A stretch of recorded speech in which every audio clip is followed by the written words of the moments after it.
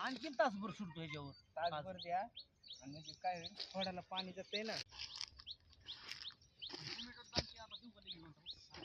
तर नमस्कार शेतकरी मित्रांनो, आज आपण टिंबोर्णी परिसरामध्ये आहोत. कवीट गावमध्ये या सिनेमेटनी झाडं गेलेली आहेत. आता ही बाग आपल्याकडे मार्गदर्शनासाठी आलेली. आपण ह्यावरती मार्गदर्शन करणार आहोत.